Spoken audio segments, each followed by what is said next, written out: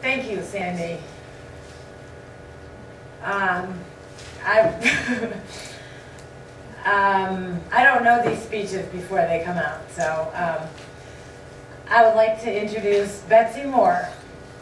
You're next, right? I don't have my agenda. Welcome, Betsy.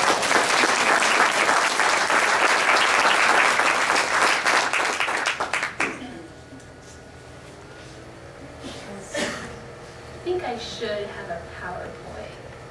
Do we need the lights down? I don't know where they are here.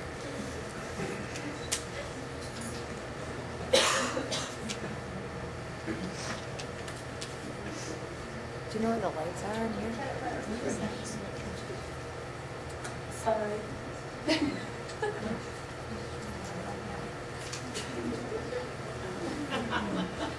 think it's fine. I like it. Yeah. Well, my name's Betsy Moore, as Susie said, and according to some doctors, I shouldn't be standing here today. I was told repeatedly that I was a chronic case, that I was not going to get better, that anorexia was going to kill me, and at some points, I really felt like some doctors had given up on me. And luckily for me, Dr. Susie never gave up on me, and my family never gave up on me, because I'm here to tell you today that recovery is possible. So this is a little about my story. In high school, I thought that being social mattered. That was where I placed my identity. I had to be co-captain of the cheerleading squad, homecoming queen, and that's all okay, except that I only found my value based on how other people valued me. So that carried on into college, where I joined a sorority, and I found some good friends there, and I really started to focus on grades. And I began to put pressure on myself to not only get good grades, but I had to get a 4.0. And then that wasn't good enough, so I had to take harder classes and get a 4.0. And I began to equate being good grades equals good person. So as long as I was getting a 4.0, I must be doing something right. But obviously, that's not healthy. And then also during this time, I was showing horses, and I love horses. I showed nationally for a long time, and it was a good experience, except that I began to equate my worth also with how well I would do in competitions. So you can see I won the largest quarter show in the world 3 times, and that was great. That was my dream come true. But a part of me was, where do I go from here? Because I was so ingrained in my horse show life and trying to be perfect and put on this facade that I lost track of who I was. I lost track of Betsy. And I couldn't value myself for just being me. So I felt out of control. I had no idea what I wanted to do with my life. I still don't, but now I can accept that. So I found control in food, and my eating disorder took over. It's an awful, awful disease. And I went to college, and I was living with my cousin, who happened to be my roommate, and she saved my life. She found my journal, where I would write down obsessively how much I ate, how many calories, how long I worked out, and she called my parents and was worried. My parents came down to Lexington on a Friday, and I was in a treatment center on Monday. It was that fast. And I was in complete denial. When I first went into treatment, I was in the hospital, in a treatment facility, asking, why am I here? When I remember when I was walking there, it felt like I had weights just weighing me down because it was so hard just to walk. I didn't have enough energy to walk. And Ed really took over my life. It changed who I was. Before my eating disorder, I loved talking to people. I loved going out and having fun. I thrived being around people. And I would consider myself, a pretty honest and moral person. However, that completely changed. Completely. Can I say something? Sure. No. I got a lot to say when you're done.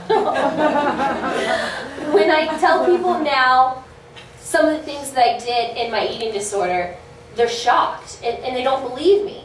And I'm like, no, you have no idea. This literally took over my entire life. I never lied.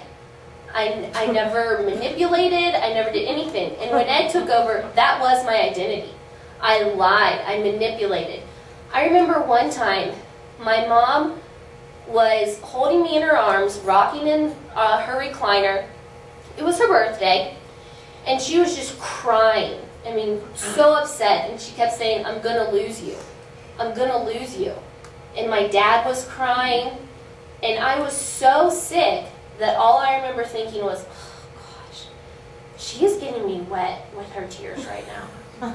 That's how sick and manipulated my head was. I didn't have any emotions. I couldn't feel. It really takes over your entire life, and it totally changes who you are. Luckily, I was able to get treatment. I went through multiple treatment facilities. I was, when Susie was talking about the chronic case that would circle in and out of treatment centers, that was me. It was like 2 years, and I would say I was home maybe like 4 months in the span of 2 years, because I would go to a treatment center, I would get some weight restoration, and then I would leave and go home, go right back to square one, go to another treatment center, and it was the same pattern over and over and over again. Until I went to the 6th one, and it was Avalon Hills, and it literally saved my life. Because there they take an individualized treatment team. When Susie was talking about how you need a multifaceted treatment team, you need a therapist, a dietitian, a medical doctor, and you need it personalized. Not every eating disorder is the same. Not every eating disorder is the same throughout a person's eating disorder. My eating disorder changed. At times, certain things were okay to do, and then later, oh, that's not okay. It changes every day. It's something new. There's a new twist. It gets harder.